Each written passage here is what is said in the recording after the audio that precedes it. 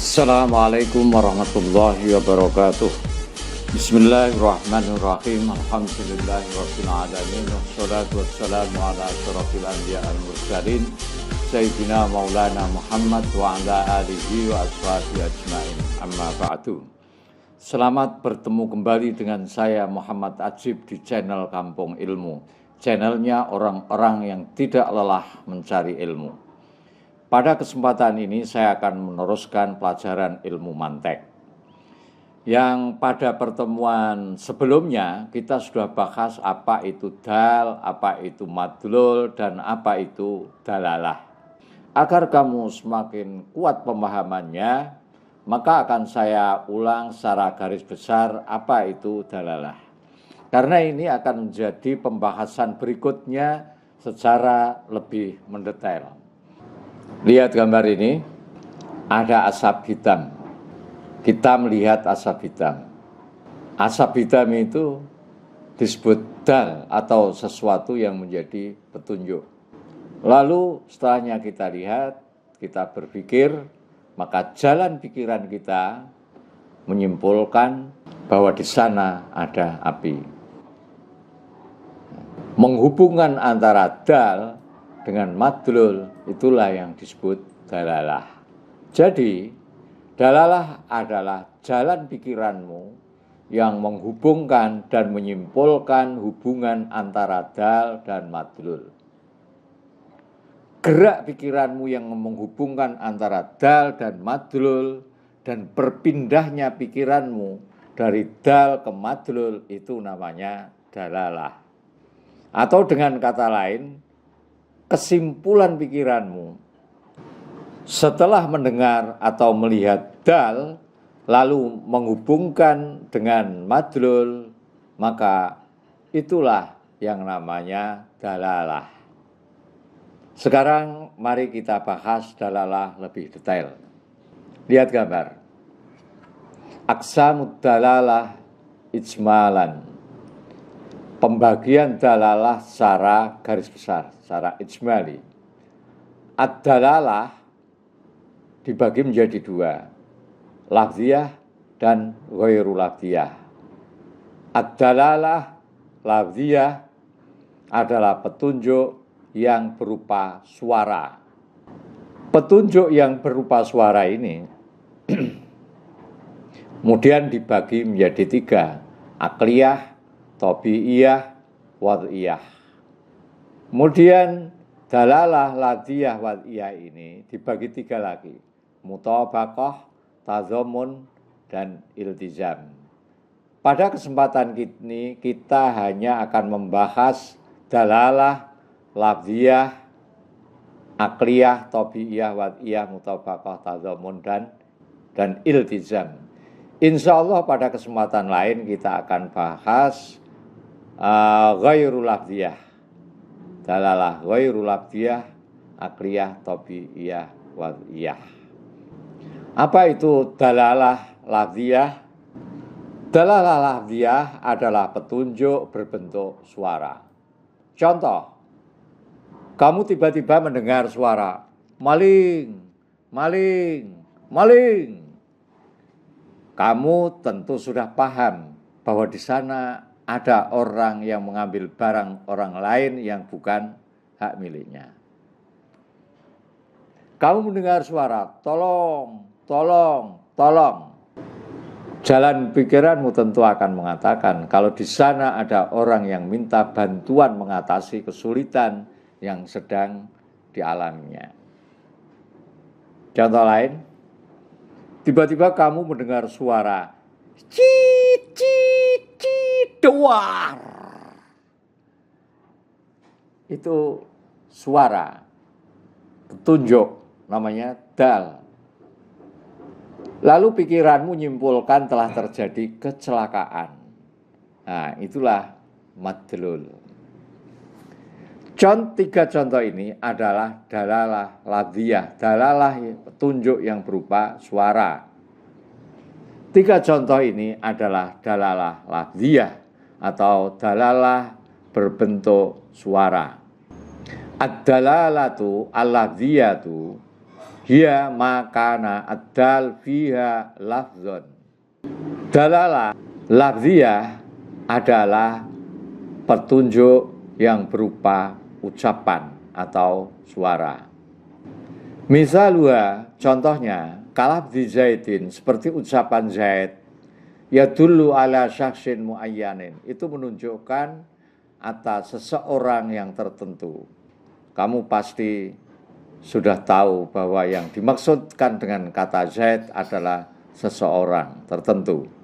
Walabdu nakhlah yadullu ala syajarati dzati samar.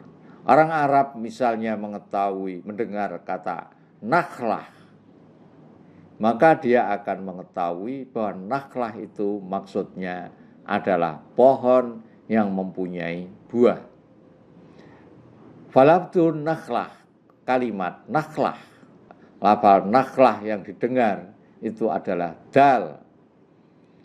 Wasyajaratu dzatut tamar madlul, sedangkan pohon yang berbuah kurma itu namanya madlul. Wa fahmul ma'ma min hadzal lafzi huwa ad-dilalah al-lafziyah. Menghubungkan makna nakhlah dengan syajarah dzatut tamar, itulah yang disebut dalalah lafziyah. Dalalah itu petunjuk, lafziyah itu ucapan, artinya berupa suara. Yang kedua, dalalah ghairu lafziyah, dalalah yang bukan suara. Dalalah ghairu lafziyah ialah petunjuk berbentuk bukan suara. Contoh, ketika kamu masuk kamar mandi Masjid Jamek Purwosari Sayung, kamu melihat ada jam tangan di centelan kamar mandi.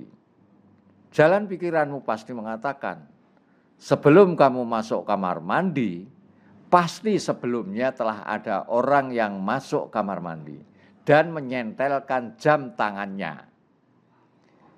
Itu adalah dalalah ghairu lafzi, petunjuk yang bukan kata-kata, bukan ucapan, bukan suara. Contoh lain, suatu hari kamu melihat orang-orang mengibarkan bendera setengah tiang. Pikiranmu mengatakan, hari ini hari berkabung, ada kejadian yang membuat duka. Jadi dua contoh ini dalam ilmu mantek disebut dalalah ghairu lafziyah. Dalalatu ghairu lafziyah hiya makana dal fiha ghairu lafzin. Dalalah ghairu lafziyah ialah dalalah yang tidak berupa ucapan, tidak berupa suara. Misalnya idza nazarta ila samai fa ra'aita dukhanan aswadan fa ta'lamu bi wujudi narin tashta'illu fi makanin ma. Ketika kamu melihat ke angkasa, ke langit, lalu kamu melihat ada asap hitam yang membubung, maka kamu akan tahu bahwa di suatu tempat ada api yang menyala. Dukhon, asap hitam, itu disebut dal, yang menunjukkan wanar, adanya api yang menyala, itu disebut madlul. Berpindahnya pikiranmu dari dukhon atau asap yang kemudian menyimpulkan adanya api, itulah yang disebut dalalah ghairu lafziyah, dalalah yang bukan merupakan ucapan. Kembali kepada dalalah lafziyah. Amsilatu aqsamid dalalah al-lafziyah. Dalalah lafziyah ini dibagi menjadi 3, akliyah, tabi'iyah, wad'iyah. Apa itu dalalah akliyah? Dalalah lafziyah akliyah yaitu dalalah atau dilalah, petunjuk yang dibentuk oleh akal pikiran. Contoh, tiba-tiba bel rumahmu berbunyi, det, det, det. Kesimpulan akal pikiranmu akan mengatakan, di depan rumah ada orang yang memencet bel. Akal pikiranmu mengatakan, tidak mungkin bel itu berbunyi sendiri. Tidak mungkin ada jin atau tuyul yang membunyikan bel. Bel itu berbunyi karena ada manusia yang menekan bel. Hal itu diketahui karena orang berpikir dengan akal logisnya. Itulah dilalah lafziyah akliyah. Idza sami'ta nahnahatan min khalfil jidar fasata'lamu bila syakkin annahu hunaka munahnihun ay insanun maujudun li'anna hadha sauta yastakhilu ayyujada min ghairi sakshin yatalaffadu bihi. Kalau kamu mendengar orang dem-dem min khalfil jidar dari balik dinding, fasata'lamu bila syakin, tidak diragukan lagi kamu akan mengetahui, kamu akan berkesimpulan, pikiranmu akan mengatakan annahu hunaka munahnikin, bahwa di balik dinding itu ada orang yang berdehem-dehem. Pasti di balik dinding itu ada orang. Karena suara dehem-dehem itu mustahil kalau tidak ditemukan orang yang mengucapkan dehem-dehem. Tidak mungkin tidak ada seseorang yang berdehem-dehem. Yang berikutnya, yang kedua, dilalah lafziyah tabi'iyah, yaitu dilalah atau petunjuk yang berbentuk suara yang muncul secara alami. Contoh, kamu mendengar suara orang ketawa terbahak-bahak. Alamiahnya, lazimnya, umumnya tertawa terbahak-bahak menjadi dilalah untuk gembira.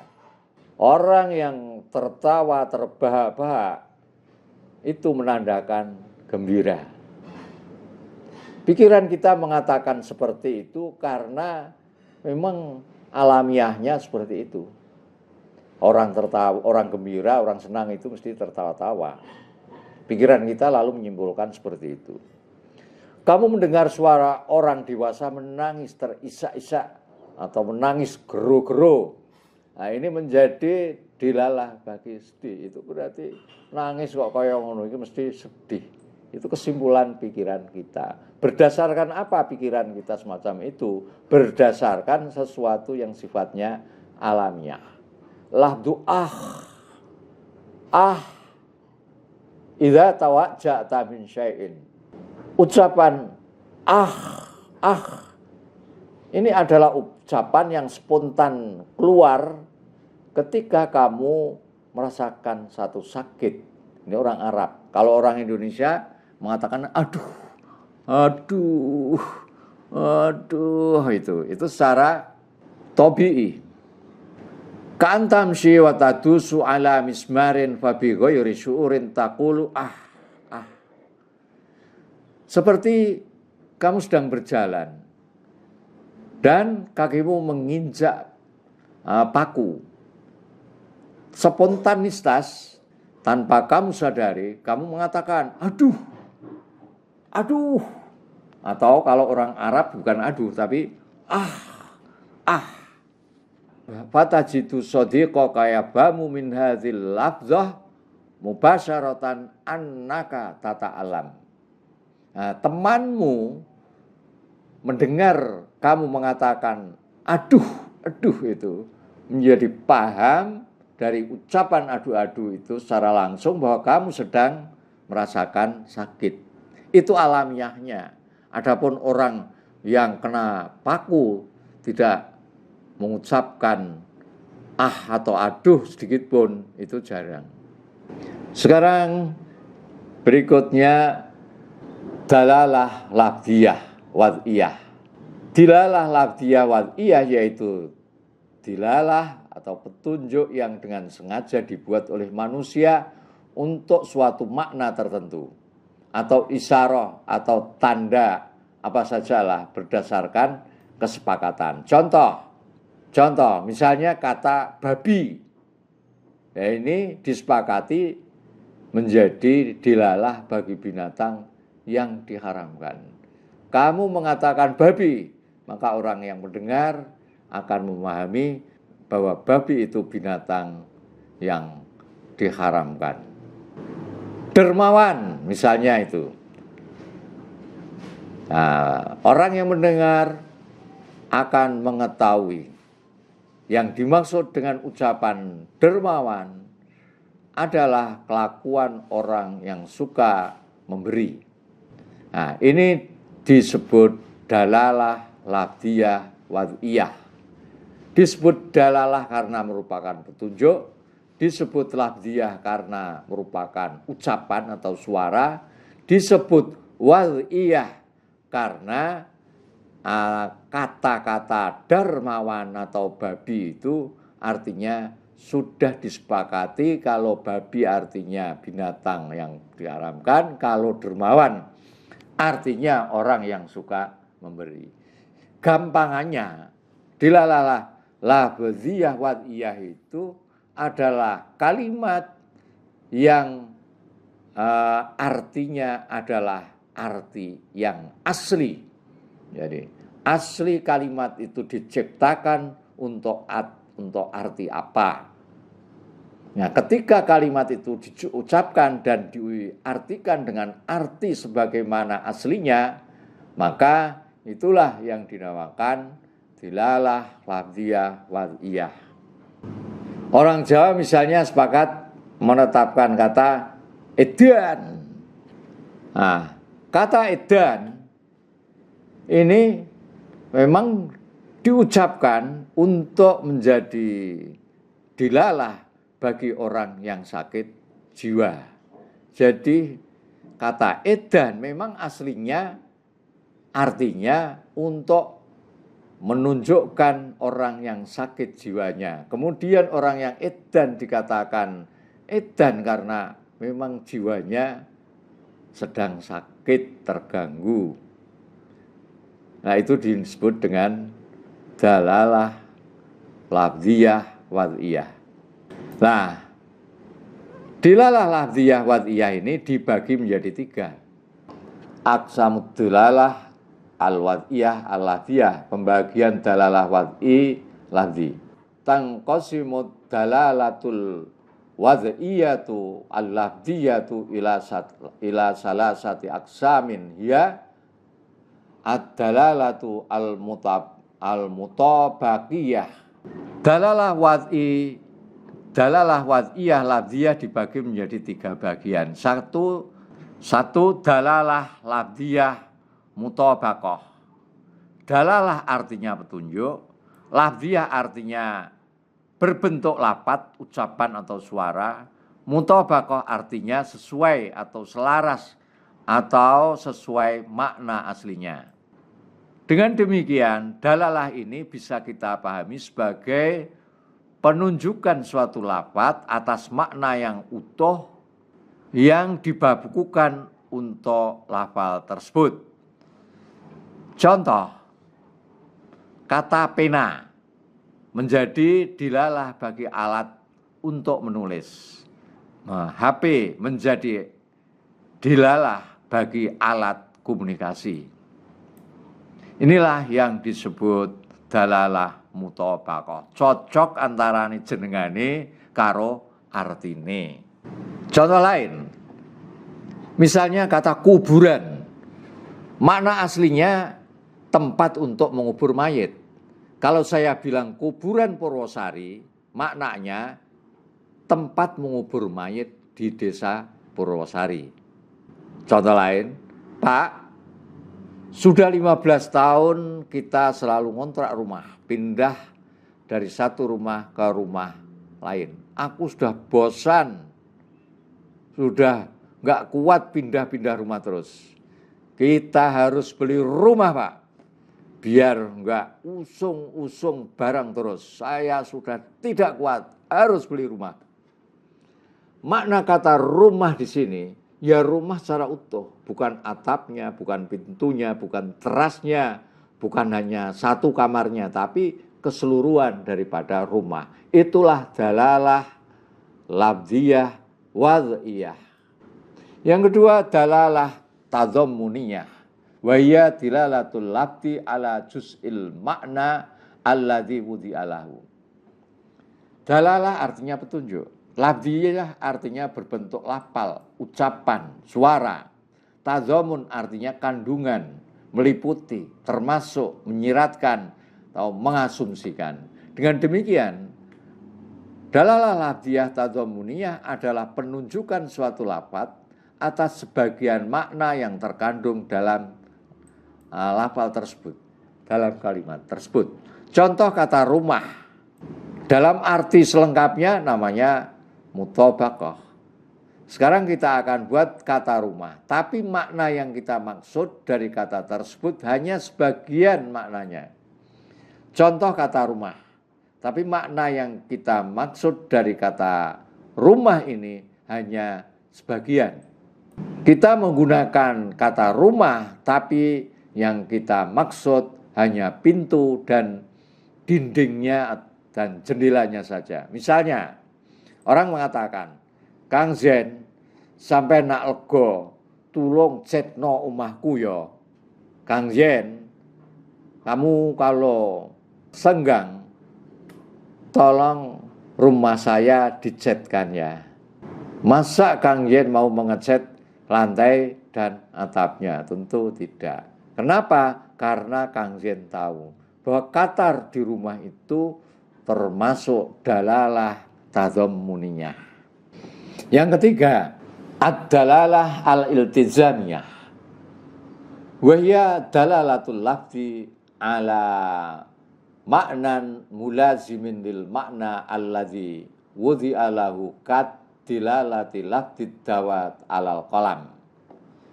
Dalalah seperti tadi artinya petunjuk. Lafziyah artinya berbentuk suara. Iltizamiyah artinya memiliki keterkaitan. Dengan demikian dalalah lafziyah iltizamiyah adalah dilalah suatu lafaz atau kalimat atas makna lain di luar arti asli lafal tersebut, tapi masih memiliki keterkaitan. Contoh, sholatlah tahajud minimal 3 kali dalam sepekan. Perintah sholat di sini maknanya ya memerintahkan untuk wudhu, menutup aurat, dan lain-lain yang terkait erat dengan sholat tahajud. Perintah sholat bukan kok kemudian terus dimaknani sholat langsung sholat tanpa wudhu, itu keliru. Karena kata sholat sholatlah kamu, itu bukan hanya perintah sholat tok. Kalau sholat tok itu namanya mutabaqah. Tetapi kalau cuman rukuk saja itu tadhammuniyah. Tapi kalau sholat ya juga wudhu, juga menutup aurat, maka inilah dalalah iltizamiyah. Jadi perintah sholat di sini maknanya ya perintah wudhu, menutup aurat, dan lain-lain yang terkait erat dengan sholat tahajud. Seperti contoh lain, tanah, keterkaitan tanah dengan surat tanahnya, keterkaitan pena dengan tintanya. Itulah yang namanya iltizam atau dalalah iltizamiyah. Jadi dalalah lafziyah wad'iyah iltizamiyah yaitu dalalah lafaz berarti berbentuk suara, petunjuk kepada sesuatu yang di luar makna lafaz yang disebutkan, tetapi terikat amat erat terhadap makna yang dikandungnya. Contoh, Kang Soleh menjual tanahnya seluas 180 meter persegi seharga 50 juta. Lalu dibeli Kang Rofi'i yang sudah 10 tahun menikah tapi belum punya rumah, dengan Pak Amir sebagai saksinya. Setelah transaksi selesai dengan diterimanya uang 50 juta rupiah, Kang Soleh pun langsung pergi. Sebelum Kang Soleh terlalu jauh dari tempat transaksi, karena Pak Amir yang menjadi saksi ini orangnya teliti dan ahli mantek, dia lalu memanggil dengan suara keras, "Kang Soleh, Kang Soleh!" Teriaknya keras sambil melambaikan tangan kanannya. Kang Soleh pun balik lagi dan bertanya, "Ada apa Pak Amir?" "Lah surat tanahnya mana?" tanya Pak Amir sebagai saksinya. "Loh, saya akan jual tanah, bukan jual surat tanah," jawab Kang Soleh seolah-olah tanpa merasa salah. Ini adalah jawaban orang yang nggak ngerti dalalah iltizamiyah. Makanya Pak Amir kemudian mengatakan, "Waduh." Kemudian Pak Amir menjelaskan panjang lebar duduk perkaranya, baru Kang Soleh taslim bahwa menjual tanah itu juga harus disertai dengan surat, karena tanah tanpa surat itu tidak dianggap sah. Jadi tanah dan suratnya ini mempunyai keterkaitan erat walaupun merupakan dua hal yang berbeda. Dua hal yang berbeda itu jelas, tanah itu ya tanah, surat itu ya surat. Antara tanah dengan surat itu sangat jauh bedanya, tetapi mempunyai keterikatan. Nah, itulah yang dinamakan dalalah lafziyah iltizam. Jadi ini coba lihat gambar aqsamud dalalah wad'iyah. Ini pembagian dalalah lafziyah wad'iyah, ada 3, mutabaqah, tadzamun, dan iltizam. Mutabaqah itu adalah dalalah yang menunjukkan makna aslinya kalimat itu dibuat. Kemudian tadzamun itu wa ala ba'dil makna, menunjukkan arti sebagian daripada makna yang terkandung dari makna asli. Kemudian iltizam wa ala kharijin anil makna al maudhu' lahu walakinnahu lazimun lahu. Ini dalalah yang sudah keluar dari makna yang ditetapkan, akan tetapi mempunyai keterkaitan erat yang tidak bisa tidak harus dikaitkan. Kata sholat kalau kita pahami dalalah mutabaqah, berarti makna sholat itu adalah memuat semua ucapan-ucapan, perbuatan-perbuatan yang dimulai dengan takbir dan diakhiri dengan salam. Kalau dimaknani dengan dalalah tadzamun, maka kata sholat itu bisa saja hanya berarti ruku', sujud, atau tasyahud. Sedangkan kata sholat kalau dimaknani dengan dalalah iltizam, berarti di samping sholat itu sendiri juga termasuk wudhunya, termasuk menutup auratnya. Antara wudhu, menutup aurat dengan sholat itu berbeda, tetapi mempunyai keterkaitan erat. Kesimpulannya, kalau dal itu menunjukkan makna secara sepenuhnya, itulah disebut dalalah mutabaqah. Kalau dal itu hanya menunjukkan sebagian daripada maknanya, maka dinamakan dalalah tadzamun. Kalau dal itu menunjukkan sesuatu yang di luarnya tetapi mempunyai keterkaitan, maka itu dinamakan dalalatul iltizam. Sampai di sini dulu. Assalamualaikum warahmatullahi wabarakatuh.